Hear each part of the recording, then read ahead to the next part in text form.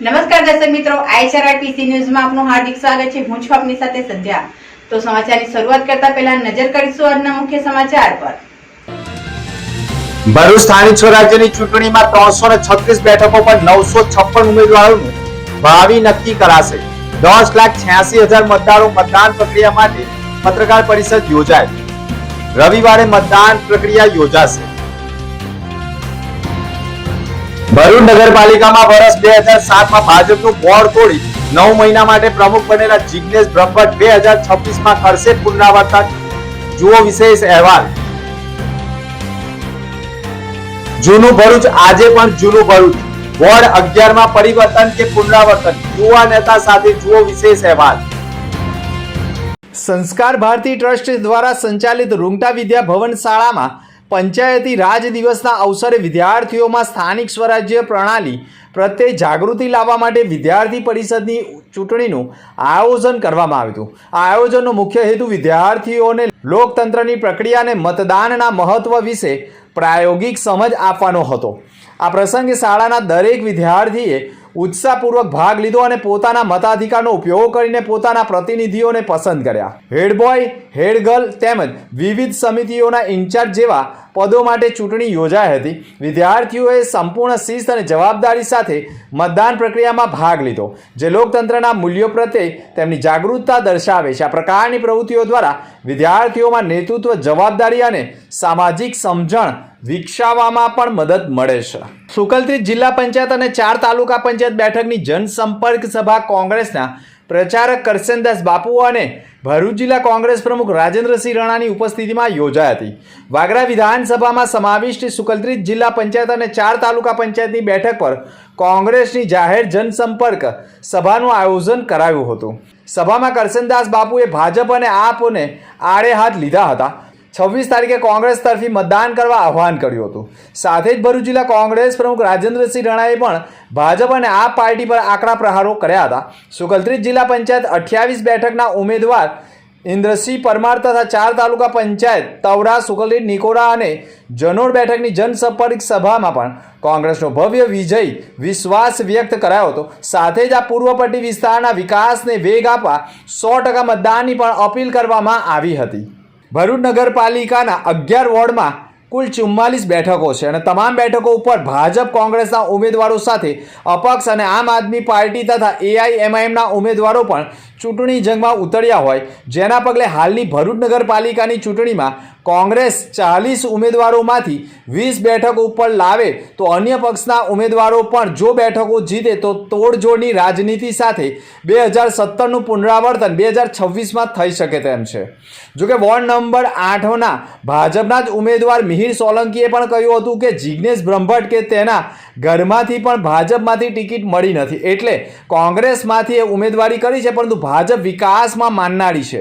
Ward number 8ની ભાજપની બેઠકો જાળવી રાખીશું તેવો મત પણ તેઓએ વ્યક્ત કર્યો છે।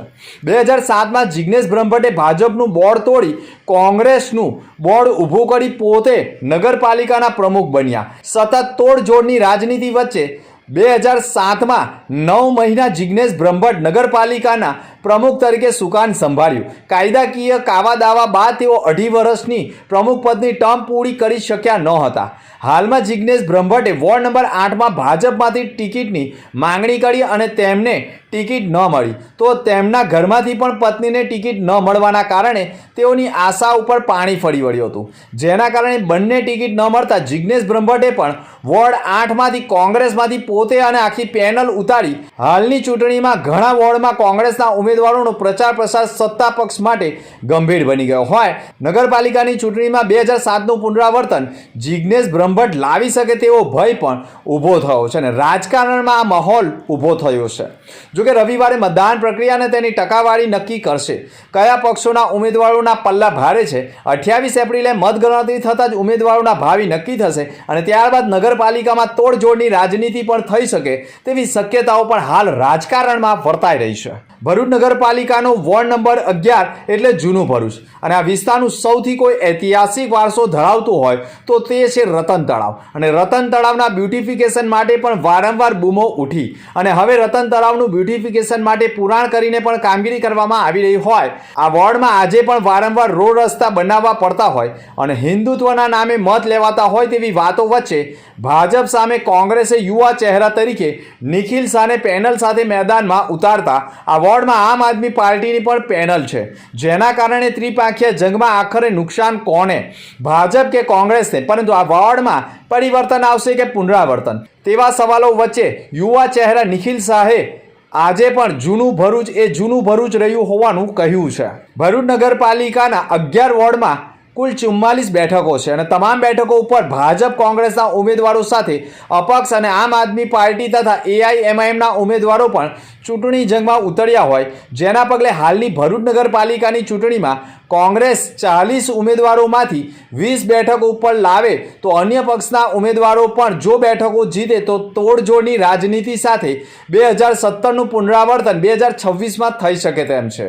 જોકે વોર્ડ નંબર 8ના ભાજપના જ ઉમેદવાર મિહિર સોલંકીએ પણ કહ્યું હતું કે જિગ્નેશ બ્રહ્મભટ્ટ કે તેના ઘરમાંથી પણ ભાજપમાંથી ટિકિટ મળી નથી, એટલે કોંગ્રેસમાંથી એ ઉમેદવારી કરી છે, પરંતુ ભાજપ વિકાસમાં માનનારી છે. વોર્ડ નંબર 8ની ભાજપની બેઠકો જાળવી રાખીશું તેવો મત પણ તેઓએ વ્યક્ત કર્યો છે. 2007માં જિગ્નેશ બ્રહ્મભટ્ટે ભાજપનું બોર્ડ તોડી કોંગ્રેસનું બોર્ડ ઊભું કરી પોતે નગરપાલિકાના પ્રમુખ બન્યા. સતત તોડજોડની રાજનીતિ વચ્ચે 2007માં 9 મહિના જિગ્નેશ બ્રહ્મભટ્ટ નગરપાલિકાના પ્રમુખ તરીકે સુકાન સંભાળ્યું. કાયદાકીય કાવા દાવા બાદ તેઓ 2.5 વર્ષની પ્રમુખ પદની ટર્મ પૂરી કરી શક્યા ન હતા.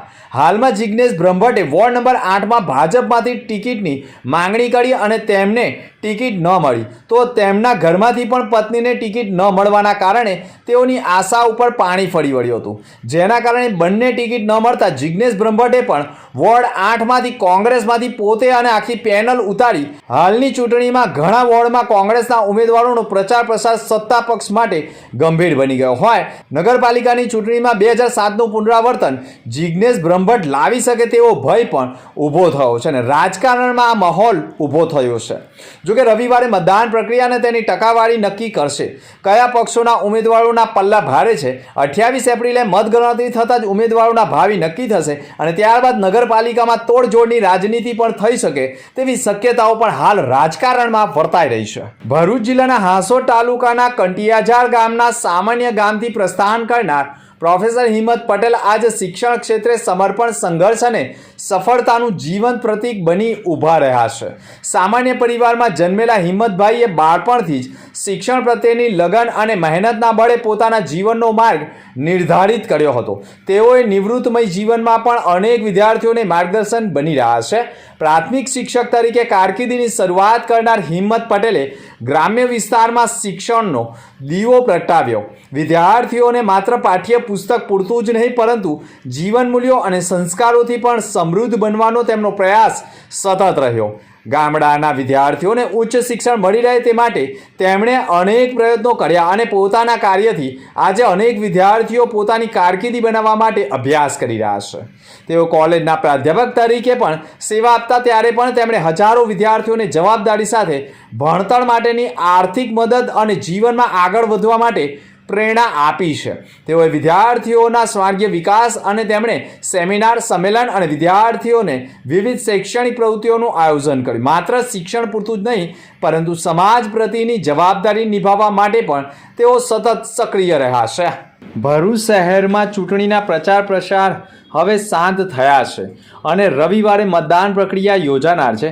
રિક્ષા એસોસિએશન દ્વારા પણ રિક્ષા ચાલકોએ પોતે પ્રથમ મતદાન કરીને અન્ય લોકોને મદદરૂપ થવા માટે પણ અપીલ કરવામાં આવી છે.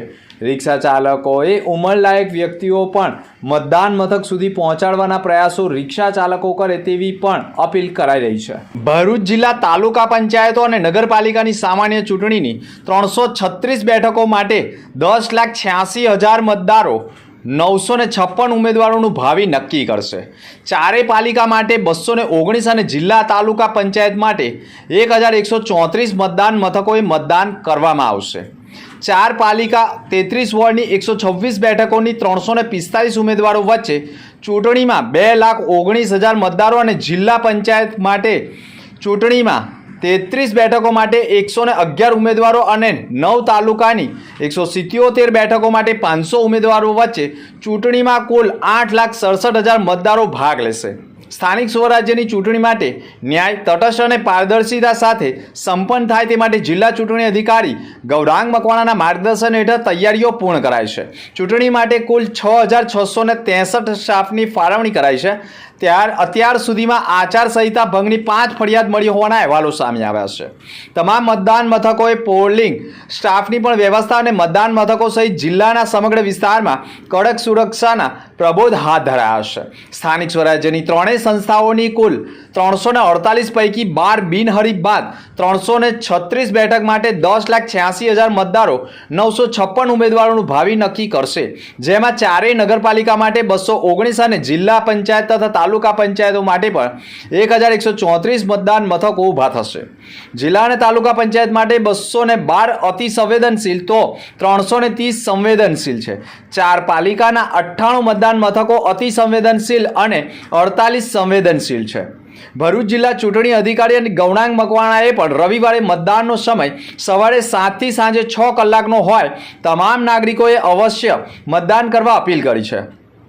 સાથે જ પાલિકા માટે મહત્તમ 4 વોટ આપવા માટે અને પછી ફરજિયાત રજીસ્ટ્રેશન કરવા તથા 4 બટન દબાવ્યા બાદ 5મું રજીસ્ટ્રેશનનું બટન દબાવવાથી જ મત પડશે તેવું કહ્યું છે. અને તાલુકા પંચાયત, જિલ્લા પંચાયત માટે 2 વોટ આપવા અંગે ઈવીએમ નિર્દેશન પણ કરાયું હતું. દર ચૂંટણીની જેમ આ વખતે પણ એકમાત્ર રાજ્યમાં આલિયાબેટ ખાતે કન્ટેનરમાં મતદાન મથક ઊભું કરાયું છે. અંતમાં ફરી એક નજર આજના મુખ્ય સમાચાર પર. ભરૂચ સ્થાનિક સ્વરાજ્યની ચૂંટણીમાં 336 બેઠકો પર 956 ઉમેદવારોનું ભાવિ નક્કી કરાશે. 10,86,000 મતદારો મતદાન પ્રક્રિયા માટે પત્રકાર પરિષદ યોજાય. રવિવારે મતદાન પ્રક્રિયા યોજાશે. ભરૂચ નગરપાલિકામાં વર્ષ 2007માં ભાજપનું બોર્ડ તોડી 9 મહિના માટે પ્રમુખ બનેલા જિગ્નેશ બ્રહ્મભટ્ટ 2026માં કરશે પુનરાવર્તન. જુઓ વિશેષ અહેવાલ. જૂનું ભરૂચ આજે પણ જૂનું ભરૂચ. વોર્ડ 11માં પરિવર્તન કે પુનરાવર્તન, યુવા નેતા સાથે જુઓ વિશેષ અહેવાલ. તો હતા અત્યાર સુધીના સમાચાર. નવા સમાચાર સાથે ફરી મળીશું. નમસ્કાર.